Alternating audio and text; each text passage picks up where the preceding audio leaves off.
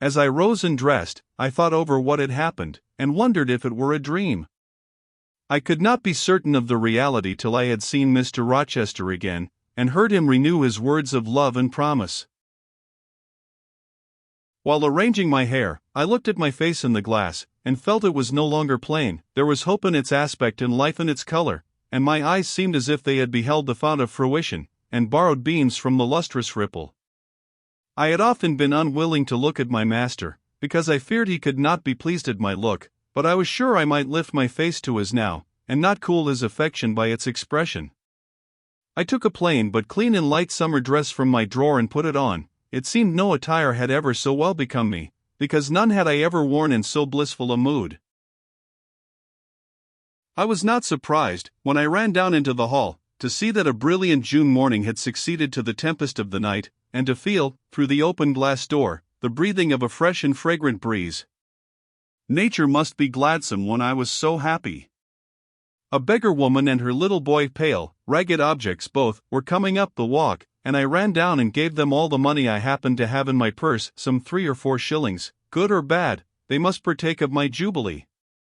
The rooks cawed, and blither birds sang, but nothing was so merry or so musical as my own rejoicing heart.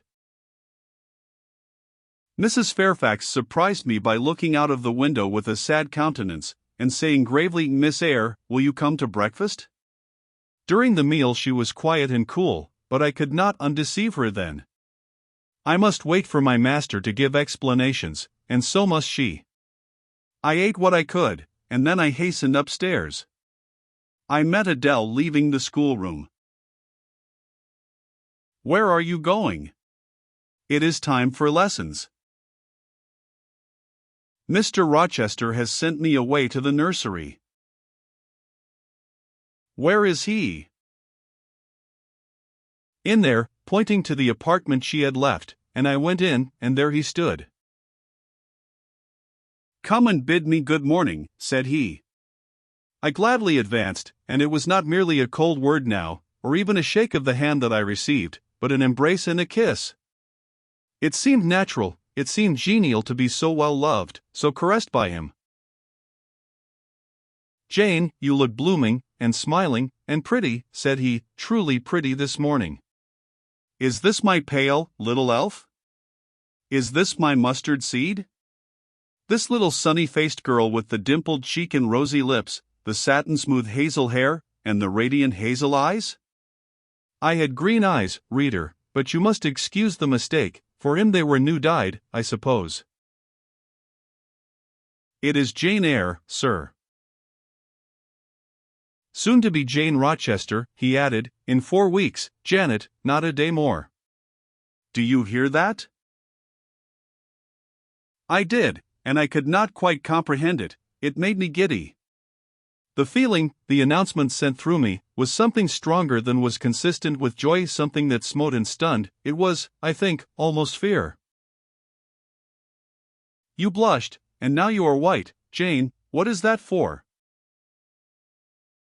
"Because you gave me a new name, Jane Rochester, and it seems so strange." "Yes, Mrs. Rochester," said he, "young Mrs. Rochester, Fairfax Rochester's girl bride." "It can never be, sir, it does not sound likely. Human beings never enjoy complete happiness in this world. I was not born for a different destiny to the rest of my species. To imagine such a lot befalling me is a fairy tale, a daydream, which I can and will realize. I shall begin today. This morning I wrote to my banker in London to send me certain jewels he has in his keeping, heirlooms for the ladies of Thornfield. In a day or 2 I hope to pour them into your lap, for every privilege, every attention shall be yours that I would accord a peer's daughter, if about to marry her. Oh, sir, never rain jewels. I don't like to hear them spoken of. Jewels for Jane Eyre sounds unnatural and strange. I would rather not have them. I will myself put the diamond chain round your neck, and the circlet on your forehead, which it will become, for nature, at least, has stamped her patent of nobility on this brow, Jane, and I will clasp the bracelets on these fine wrists, and load these fairy-like fingers with rings. No, no, sir. Think of other subjects, and speak of other things, and in another strain. Don't address me as if I were a beauty. I am your plain, Quakerish governess. You are a beauty in my eyes, and a beauty just after the desire of my heart, delicate and aerial. Puny and insignificant, you mean.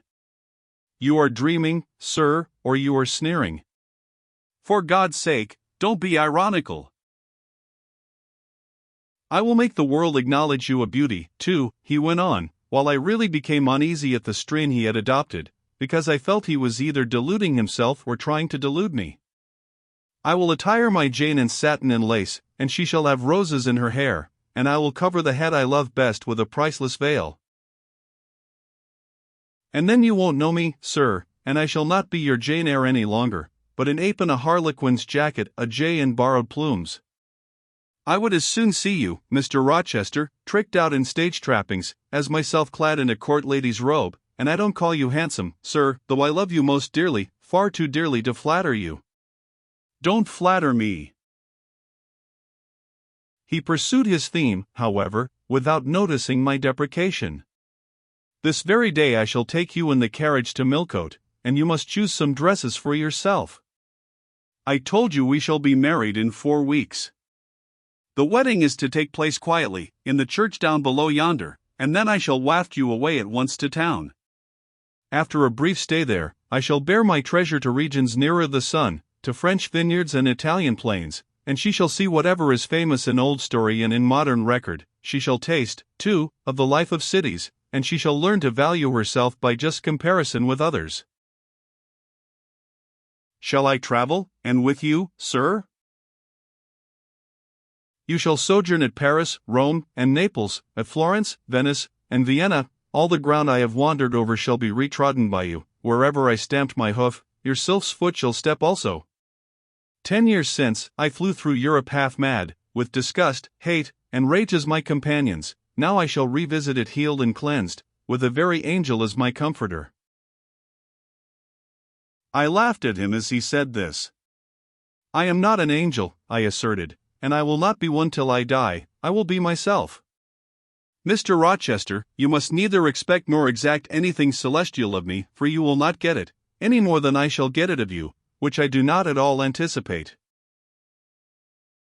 What do you anticipate of me? For a little while you will perhaps be as you are now, a very little while, and then you will turn cool, and then you will be capricious, and then you will be stern, and I shall have much ado to please you. But when you get well used to me, you will perhaps like me again, like me, I say, not love me. I suppose your love will effervesce in 6 months, or less. I have observed in books written by men, that period assigned is the farthest to which a husband's ardor extends. Yet, after all, as a friend and companion, I hope never to become quite distasteful to my dear master. Distasteful. And like you again. I think I shall like you again, and yet again, and I will make you confess I do not only like, but love you with truth, fervor, constancy.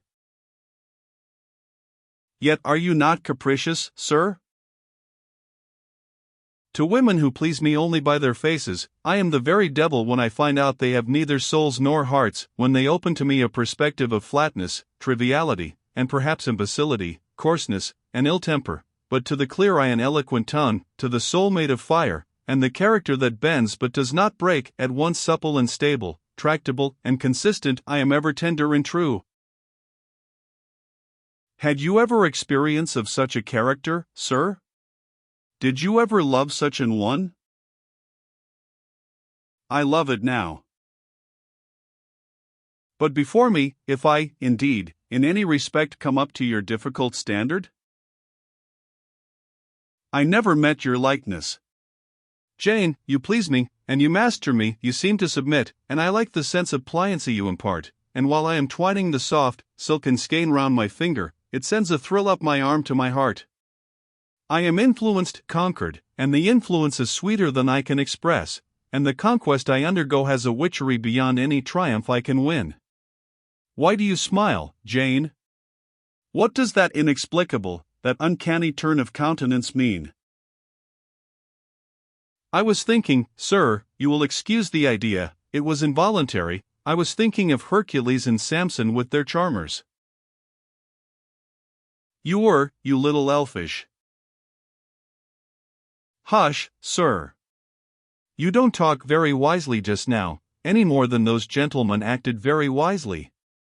However, had they been married, they would no doubt by their severity as husbands have made up for their softness as suitors, and so will you, I fear.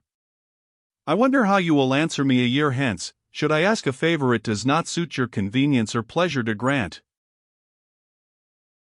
Ask me something now, Janet, the least thing, I desire to be entreated. Indeed I will, sir, I have my petition all ready. Speak.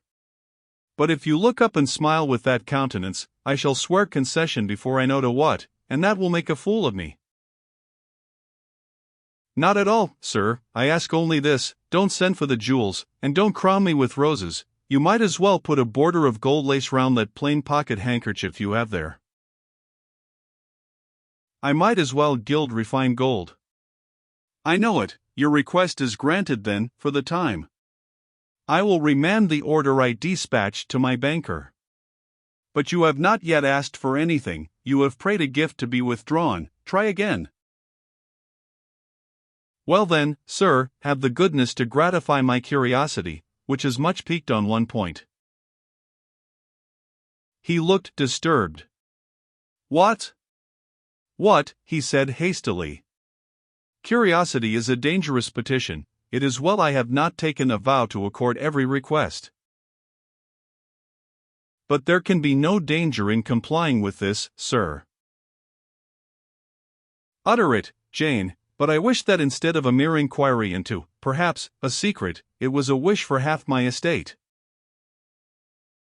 Now, King Ahasuerus, what do I want with half your estate? Do you think I am a Jew usurer, seeking good investment in land? I would much rather have all your confidence. You will not exclude me from your confidence if you admit me to your heart? You are welcome to all my confidence that is worth having, Jane, but for God's sake, don't desire a useless burden. Don't long for poison, don't turn out a downright Eve on my hands. Why not, sir? You have just been telling me how much you like to be conquered, and how pleasant over-persuasion is to you. Don't you think I had better take advantage of the confession, and begin and coax and entreat, even cry and be sulky if necessary, for the sake of a mere essay of my power? I dare you to any such experiment. Encroach, presume, and the game is up. Is it, sir? You soon give in. How stern you look now! Your eyebrows have become as thick as my finger, and your forehead resembles what, in some very astonishing poetry, I once saw styled, a blue-piled thunderloft. That will be your married look, sir, I suppose? If that will be your married look, I, as a Christian, will soon give up the notion of consorting with a mere sprite or salamander. But what had you to ask, thing, out with it. There, you are less than civil now, and I like rudeness a great deal better than flattery. I had rather be a thing than an angel. This is what I have to ask, why did you take such pains to make me believe you wished to marry Miss Ingram? Is that all? Thank God it is no worse. And now he unknit his black brows, looked down, smiling at me, and stroked my hair, as if well pleased at seeing a danger averted. I think I may confess, he continued, even although I should make you a little indignant, Jane, and I have seen what a fire spirit you can be when you are indignant. You glowed in the cool moonlight last night, when you mutinied against fate, and claimed your rank as my equal. Janet, by the by, it was you who made me the offer. Of course I did. But to the point if you please, sir, Miss Ingram? Well, I feigned courtship of Miss Ingram, because I wished to render you as madly in love with me as I was with you, and I knew jealousy would be the best ally I could call in for the furtherance of that end. Excellent. Now you are small, not one whit bigger than the end of my little finger. It was a burning shame and a scandalous disgrace to act in that way. Did you think nothing of Miss Ingram's feelings, sir? Her feelings are concentrated in one pride, and that needs humbling. Were you jealous, Jane? Never mind, Mr. Rochester, it is in no way interesting to you to know that. Answer me truly once more. Do you think Miss Ingram will not suffer from your dishonest coquetry? Won't she feel forsaken and deserted? Impossible. When I told you how she, on the contrary, deserted me, the idea of my insolvency cooled, or rather extinguished, her flame in a moment. You have a curious, designing mind, Mr. Rochester. I am afraid your principles on some points are eccentric. My principles were never trained, Jane, they may have grown a little awry for want of attention. Once again, seriously, may I enjoy the great good that has been vouchsafed to me, without fearing that anyone else is suffering the bitter pain I myself felt a while ago? That you may, my good little girl. There is not another being in the world has the same pure love for me as yourself, for I lay that pleasant unction to my soul, Jane, a belief in your affection. I turned my lips to the hand that lay on my shoulder. I loved him very much, more than I could trust myself to say, more than words had power to express. Ask something more, he said presently. It is my delight to be entreated, and to yield. I was again ready with my request. Communicate your intentions to Mrs. Fairfax, sir. She saw me with you last night in the hall, and she was shocked.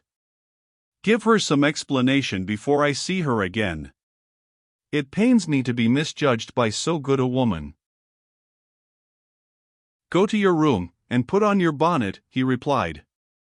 I mean you to accompany me to Millcote this morning, and while you prepare for the drive, I will enlighten the old lady's understanding. Did she think, Janet, you had given the world for love, and considered it well lost? I believe she thought I had forgotten my station, and yours, sir. Station. Station, your station is in my heart, and on the necks of those who would insult you, now or hereafter. Go. I was soon dressed, and when I heard Mr. Rochester quit Mrs. Fairfax's parlor, I hurried down to it. The old lady had been reading her morning portion of Scripture, the lesson for the day. Her Bible lay open before her, and her spectacles were upon it. Her occupation, suspended by Mr. Rochester's announcement, seemed now forgotten. Her eyes, fixed on the blank wall opposite, expressed the surprise of a quiet mind stirred by unwonted tidings. Seeing me, she roused herself. She made a sort of effort to smile, and framed a few words of congratulation, but the smile expired, and the sentence was abandoned unfinished.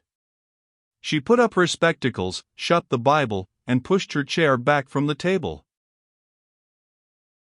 I feel so astonished, she began. I hardly know what to say to you, Miss Eyre. I have surely not been dreaming, have I? Sometimes I half fall asleep when I am sitting alone and fancy things that have never happened. It has seemed to me more than once when I have been in a doze, that my dear husband, who died 15 years since, has come in and sat down beside me, and that I have even heard him call me by my name, Alice, as he used to do. Now, can you tell me whether it is actually true that Mr. Rochester has asked you to marry him? Don't laugh at me. But I really thought he came in here 5 minutes ago, and said that in a month you would be his wife. He has said the same thing to me, I replied. He has. Do you believe him? Have you accepted him? Yes. She looked at me bewildered.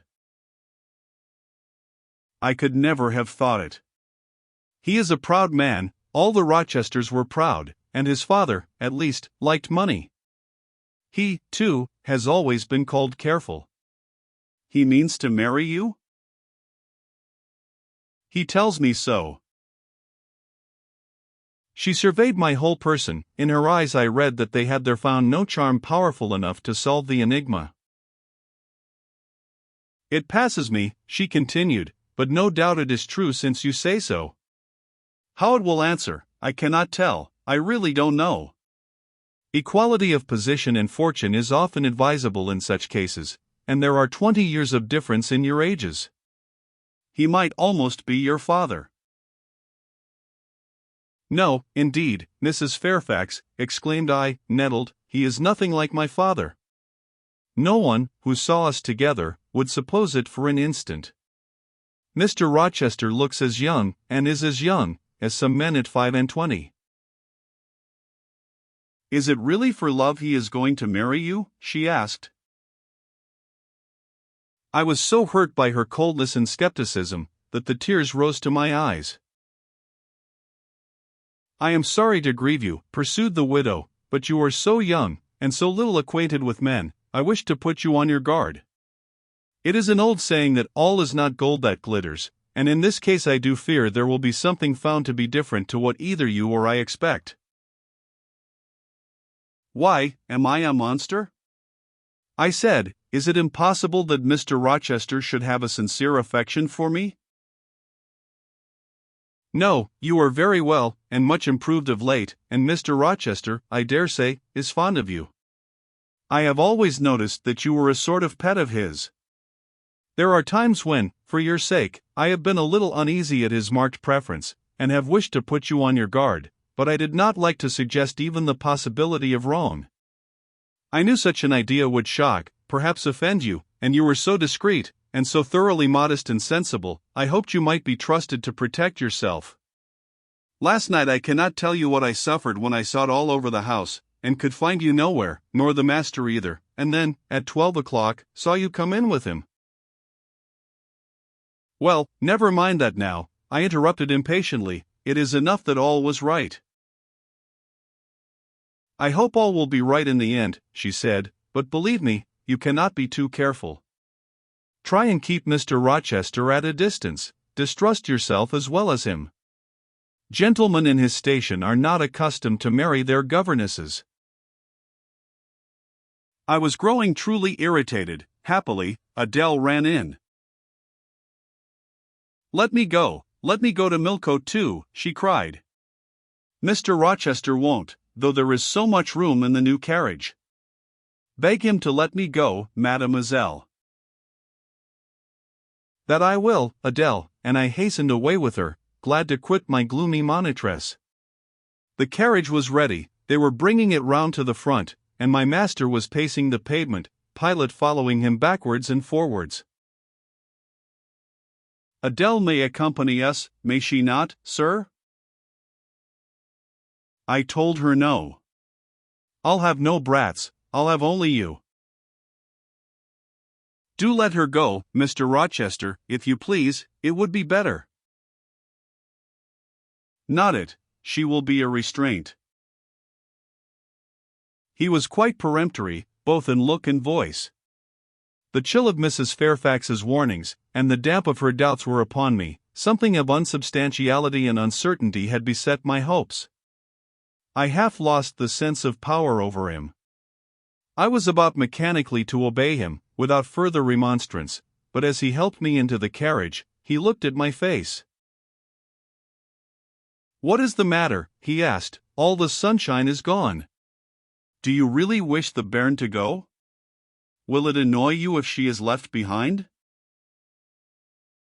I would far rather she went, sir. Then off for your bonnet, and back like a flash of lightning, cried he to Adele. She obeyed him with what speed she might.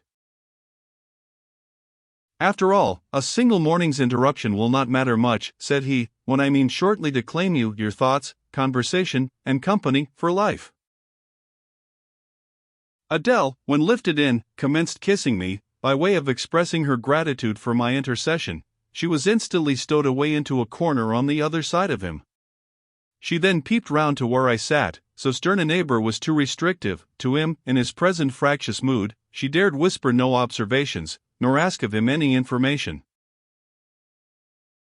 Let her come to me, I entreated, she will, perhaps, trouble you, sir, there is plenty of room on this side. He handed her over as if she had been a lapdog. "I'll send her to school yet," he said, but now he was smiling. Adele heard him, and asked if she was to go to school sans mademoiselle? "Yes," he replied, "absolutely sans mademoiselle, for I am to take mademoiselle to the moon, and there I shall seek a cave in one of the white valleys among the volcano tops, and mademoiselle shall live with me there, and only me. She will have nothing to eat, you will starve her," observed Adele.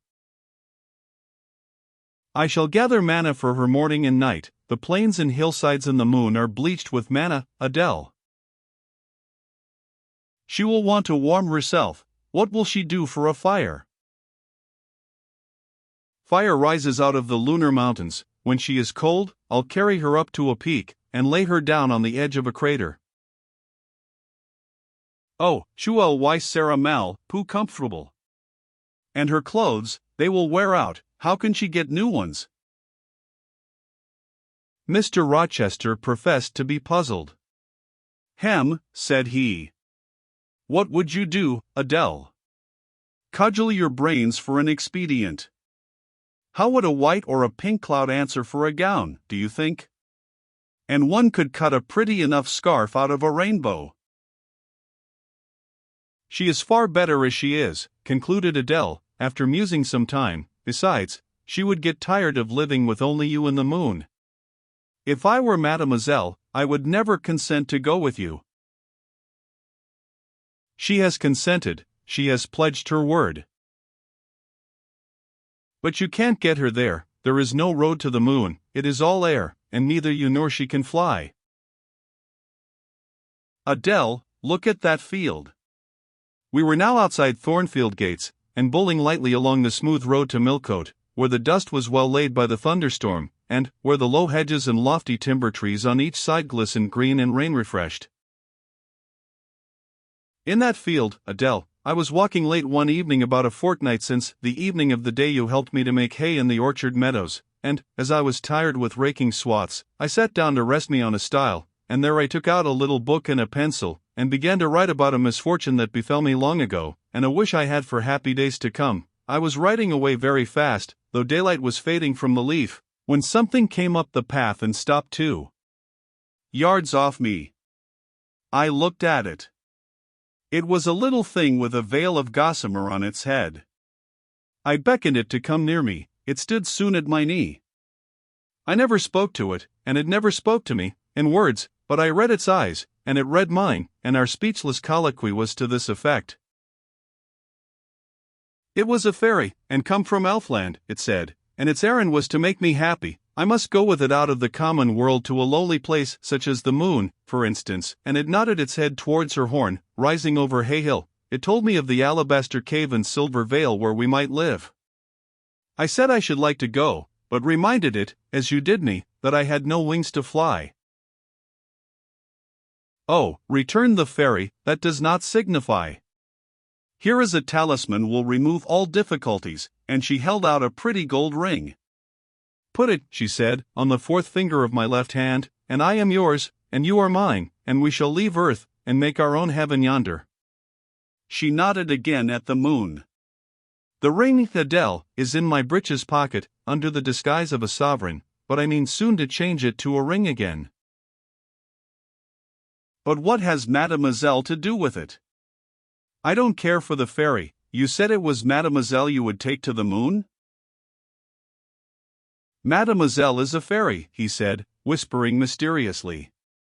Whereupon I told her not to mind his badinage, and she, on her part, evinced a fund of genuine French skepticism, denominating Mr. Rochester un vrai mente, and assuring him that she made no account whatever of his conte de fées, and that du reste, Illinois n'y avait pas de fées, et de quan même il y en avait, she was sure they would never appear to him, nor ever give him rings, or offer to live with him in the moon. The hour spent at Millcote was a somewhat harassing one to me. Mr. Rochester obliged me to go to a certain silk warehouse. There I was ordered to choose half a dozen dresses. I hated the business, I begged leave to defer it. No, it should be gone through with now.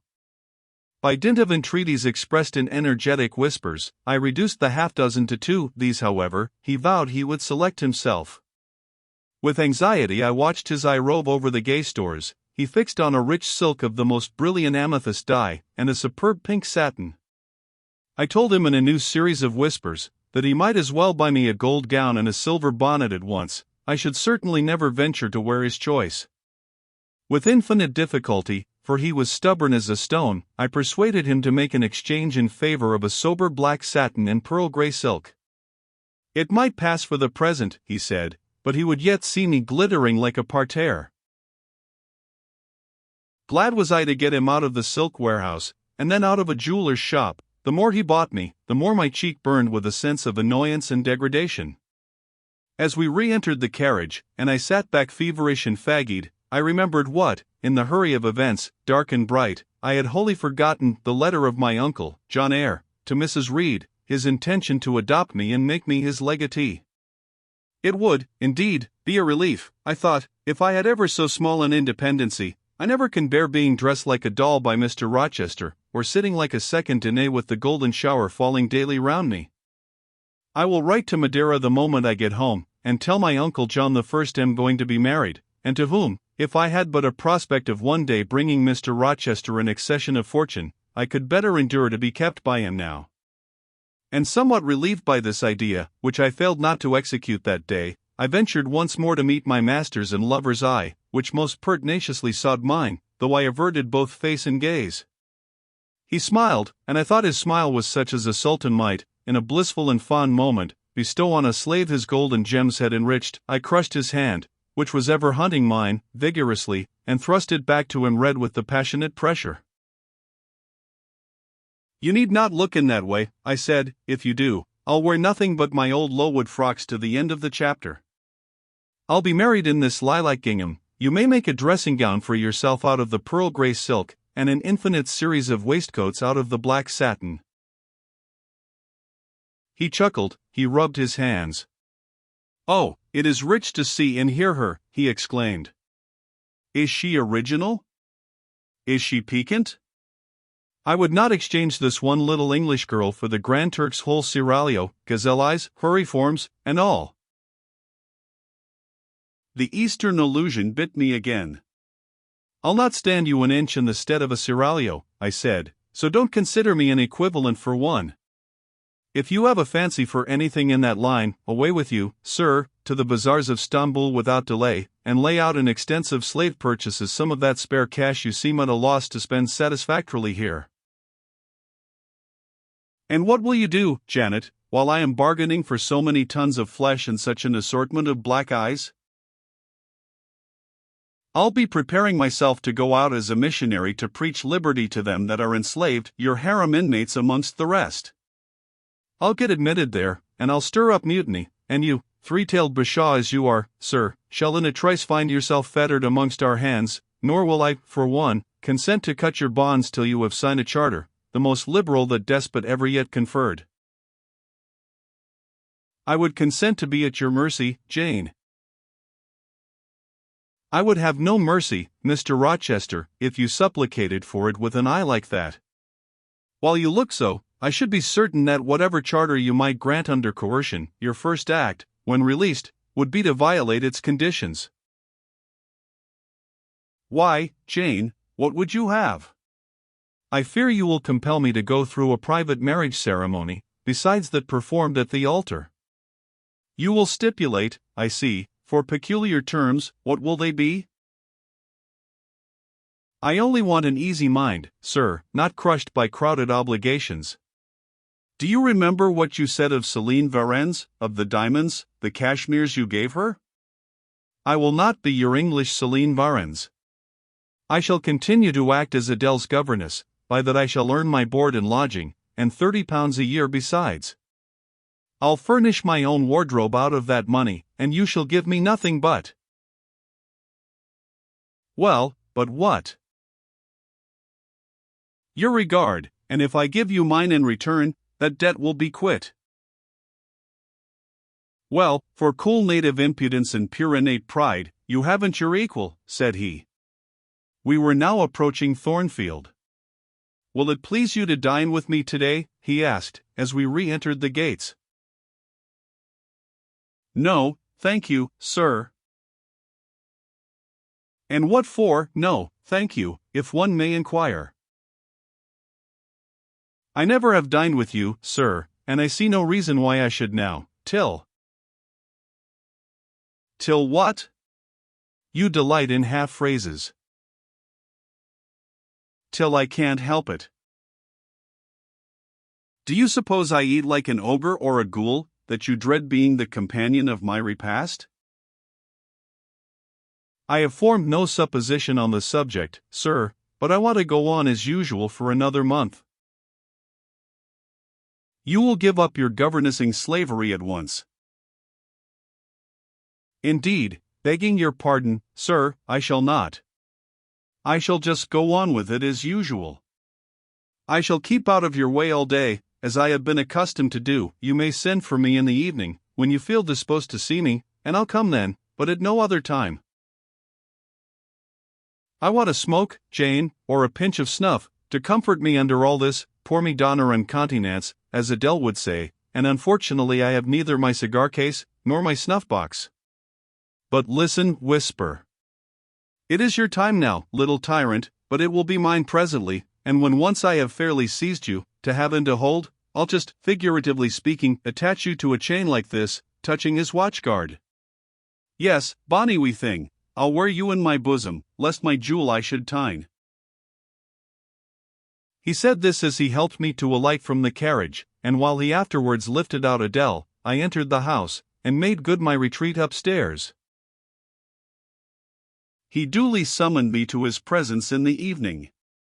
I had prepared an occupation for him, for I was determined not to spend the whole time in a tete-a-tete conversation. I remembered his fine voice. I knew he liked to sing. Good singers generally do. I was no vocalist myself, and, in his fastidious judgment, no musician either, but I delighted in listening when the performance was good. No sooner had twilight, that hour of romance, began to lower her blue and starry banner over the lattice, than I rose, opened the piano, and entreated him, for the love of heaven, to give me a song. He said I was a capricious witch, and that he would rather sing another time, but I averred that no time was like the present. Did I like his voice? He asked. Very much. I was not fond of pampering that susceptible vanity of his, but for once, and from motives of expediency, I would e'en soothe and stimulate it. Then, Jane, you must play the accompaniment. Very well, sir, I will try. I did try, but was presently swept off the stool and denominated a little bungler. Being pushed unceremoniously to one side, which was precisely what I wished, he usurped my place, and proceeded to accompany himself, for he could play as well as sing. I hied me to the window recess. And while I sat there and looked out on the still trees and dim lawn, to a sweet air was sung in mellow tones the following strain. The truest love that ever heart felt at its kindled core, did through each vein, in quicken start, the tide of being pour. Her coming was my hope each day, her parting was my pain, the chance that did her steps delay was ice in every vein. I dreamed it would be nameless bliss, as I loved to be, and to this object did I press as blind as eagerly. But wide as pathless was the space that lay our lives between, and dangerous as the foamy race of ocean surges green. And haunted as a robber path through wilderness or wood, for might and right, and woe and wrath, between our spirits stood. I dangers dared, I hindrance scorned, I omens did defy, whatever menaced, harassed, warned, I passed impetuous by. On sped my rainbow, fast as light, I flew as in a dream, for glorious rose upon my sight that childhood showering gleam.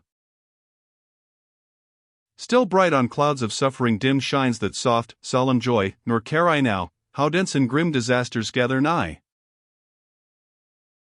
I care not in this moment sweet, though all I have rushed o'er should come on pinion, strong and fleet, proclaiming vengeance sore. Though haughty hate should strike me down, right bar approach to me, and grinding might, with furious frown, swear endless enmity. My love has placed her little hand with noble faith in mine, and vowed that wedlock's sacred band our nature shall entwine. My love has sworn, with sealing kiss, with me to live, to die. I have at last my nameless bliss. As I love, loved am I. He rose and came towards me, and I saw his face all kindled, and his full falcon eye flashing, and tenderness and passion in every lineament. I quailed momentarily, then I rallied.